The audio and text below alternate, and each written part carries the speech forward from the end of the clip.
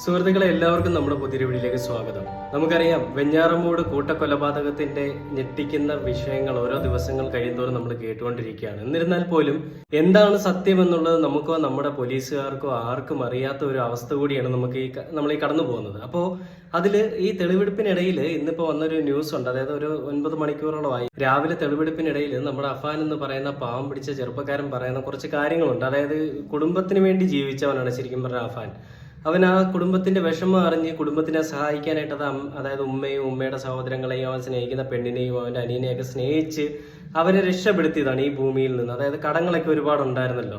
അപ്പൊ ആ കടങ്ങൾ ഒരുപാടുള്ളത് കൊണ്ട് തന്നെ അവർക്ക് കടക്കണിയിൽ അവർ പെട്ടു പോകണ്ട, ഒരുമിച്ചങ്ങ് മരിക്കാം, പിന്നെ കടത്തിന്റെ ബുദ്ധിമുട്ടിലല്ലോ എന്ന് വിചാരിച്ച് ആ കുടുംബത്തിന് വേണ്ടി നല്ല പ്രവൃത്തി ചെയ്തൊരു നല്ല മകൻ എന്നല്ലേ അഫാനെ വിളിക്കാൻ പറ്റും. ഈ പറയുന്ന നമ്മുടെ മാധ്യമങ്ങളിലൊക്കെ പോലീസുകാരൊക്കെ പറയുന്നത് കേട്ട് കഴിഞ്ഞാൽ അങ്ങനെ നമുക്ക് വിളിക്കാൻ തോന്നും, ഒരു പാവം പിടിച്ചവൻ.